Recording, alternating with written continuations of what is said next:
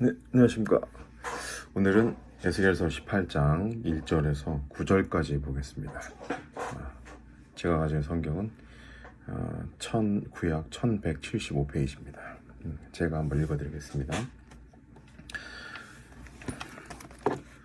또 여호와의 말씀이 내게 임하여 이르시되 너희가 이스라엘 땅에 관하여 속담에 이르기를 아버지가 신포도를 먹었으므로 그 아들이 이가 시다고 함이 어찌 됨이냐. 주 여호와의 말씀이니라. 내가 나의 삶을 두고 맹세하노니 너희가 이스라엘 가운데서 다시는 이 속담을 쓰지 못하게 되리라. 모든 영혼이 다 내게 속한지라. 아버지의 영혼이 내게 속한 같이 그의 아들의 영혼도 내게 속하였나니 범죄하는 그 영혼만 죽으리라. 사람이 많이 의로워서 정의와 공의를 따라 행하며 산 위에서 재물을 먹지 아니하며 이스라엘 족속의 우상에게 눈을 들지 아니하며 이웃의 아내를 더럽히지 아니하며 월경 중에 있는 여인을 가까이 하지 아니하며 사람을 학대하지 아니하며 빚진 자의 저당문을 돌려주며 강탈하지 아니하며 줄인 자에게 음식을 주며 벗은 자에게 옷을 입히며 별일을 위하여 구워주지 아니하며 이자를 받지 아니하며 스스로 손을 금하여 죄를 짓지 아니하며 사람과 사람 사이에 진실하게 판단하며 내 율례를 따르며 내 규례를 지켜 진실하게 행할진대 그는 의인이니 반드시 살리라. 주 여호와의 말씀이니라. 아멘. 오늘은 에스겔서 18장 1절에서 9절까지 말씀을 살펴보고요. 집에서는 오늘은 18장부터 20장까지 한번 쭉 읽어보시기 바랍니다. 구두를 우리가 이제 1절부터 두 단락으로 나눠 살펴볼 건데요. 1절부터 우리가 5절까지 그리고 6절에서 9절까지 이렇게 나눠서 살펴볼 건데, 먼저 에스겔은 다가오는 이 심판의 확실성이 나타내기 위해서 반복적으로 백성들을 회개로 이끌고자 했습니다. 그러나 이 건전한 목적은 심판을 해석하는 방법에 의해서 좌절이 되고 말았습니다. 사람들은 자기 자신의 아비의 죄로 고통을 당한다고 생각했습니다. 결국 내 잘못이 아니라 우리 조상들의 잘못이다. 그래서 우리는 무죄한 자녀이기 때문에 우리는 더 이상 회개할 것이 없다. 그리고 그 자체가 무의미하다라고 생각했던 거죠.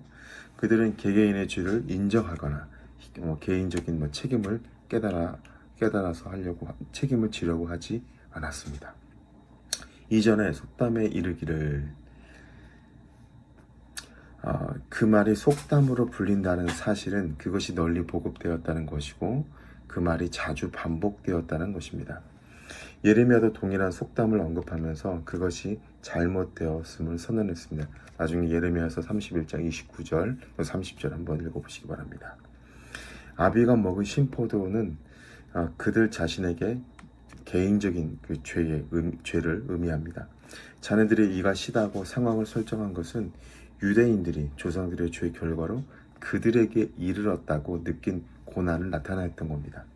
이 속담은 둘째 계명에 아비의 죄를 자녀에게 보응한다고 분명하게 진술된 것, 특별히 출애굽기 우리가 20장 5절 또 34장 7절 신명기 5장 9절에 같이 비슷하게 동일하게 이야기를 하고 있는데 제가 출애굽기 20장 5절만 한번 읽어드리겠습니다.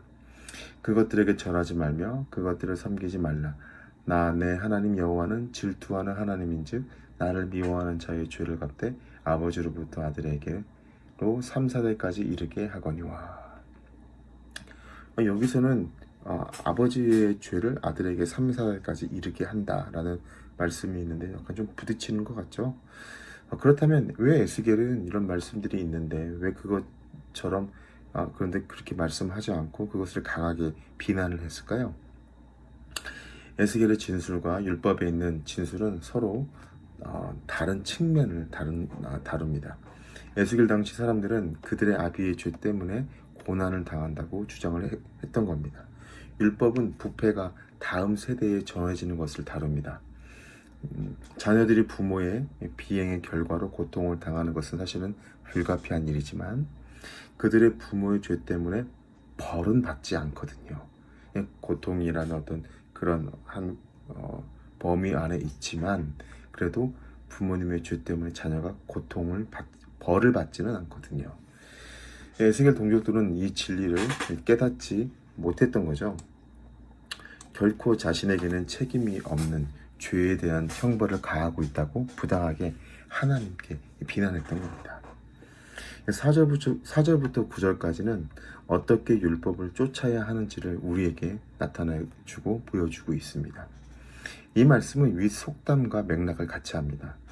그러니까 어떤 사람이, 아들이죠. 어떤 아들이 계속해서 하나님의 율례를 마음으로만 머물지 않고 계속 액션으로, 행동으로 하고 있습니다. 적극적으로 해야 할 것과 하지 말아야 될 것을 언급하고 있습니다.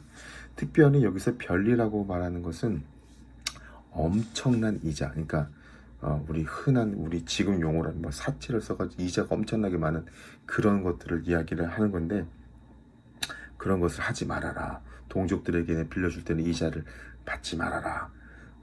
그런 말씀대로 지켜가는 거고요. 또 산 위에서 재물을 먹지 아니한다. 그러니까 입안 산당에서 우상 숭배하지 말아라.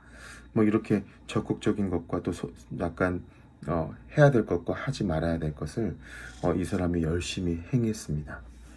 그리고 규례를 진실하게 행한 그 사람은 하나님께서 의인으로 여기며 그는 반드시 산다고 말씀하십니다. 그리고 그 나머지 10절부터는 이제 본격적으로 아버지와 아들을 비교하면서 이제 설명을 합니다. 오늘은 이제 저렇게 9절까지만 보았는데요. 아버지의 죄가 아들에게 3, 4대까지 이어진다. 그렇기 때문에 나는 죄가 없다. 다 조상들의 잘못이다.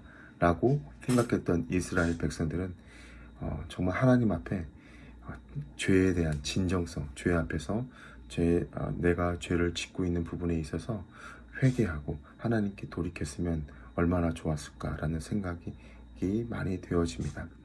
저는 이 말씀을 이제 준비하고 또 우리 같이 나누면서 한 가지 생각을 해봤습니다.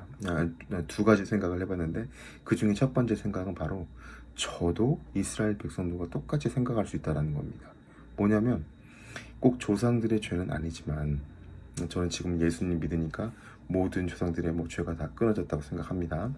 예수 안에서는 모든 저주가 끊어집니다. 그건 확실히 믿습니다. 그러나 가끔 제가 사회를 바라보면서 예를 들어 우리나라의 어떤 곳에 내가 이제 삶을 살아가면서 이렇게 생각할 때가 많아요. 내가 열심히 해도 사회 구조가 이러기 때문에 안 될 것 같아. 무엇인가 해도 사회 구조가 이렇고 뭐 어떤 기업들이 그렇고 정치인들이 그렇기 때문에 이건 내 책임이 아니야. 내가 그렇게 살 수밖에 없었어 라고 하는 내 나름대로의 정당성을 부여하는 경우들을 종종 보게 됩니다. 다 그렇게 살아가는데 이건 내 책임이 아니잖아 라고 이야기를 하면서 결코 책임지려 하지 않는 리스폰시빌리티가 없는 모습을 종종 제 자신도 보게 됩니다. 소스라치게 놀라죠. 이런 거 보면. 여러분은 혹시 어떤가요? 두 번째는 적극적인 부분인데요. 조금 다른 맥락이 될 수도 있겠지만 내가 어떤 불법적인 어떤 그런 잘못된, 예를 들어 어떤 정말 불법적인 우리나라는 살만한 나라입니다. 근데 불법적인 어떤 나라와 기관과 어느 곳에 있다면 그걸로 실망하고 낙심할 게 아니라 불법적인 아버지 아래에 착한 아들이 열심히 하나님의 말씀을 대로 따라가고 규례를 지키고 행하자 그가 하나님 앞에 의인으로 칭송을 받잖아요. 우리도 가끔 그러는 것 같아요. 코로나 때문에 내 학교에서 공부를 영상으로만 들으니까 제대로 공부를 할 수 없어서 내가 코로나 때문에 교회 와서 기도해야 되는데 이 코에로니아 같이 교제도 해야 되는데 잘할 수 없어서 뭔가 자꾸 이유들을 만들면서 자기 자신의 잘못된 행동을 정당화하지 않습니까? 계속해서 이제 악순환이 되는 거죠.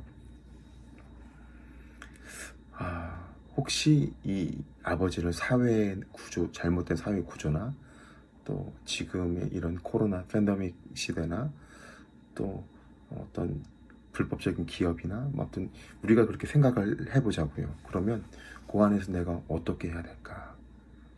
여러분 아합 시대에도 그 궁중에서 하나님의 사람들을 숨겨줬던 사람이 있잖아요.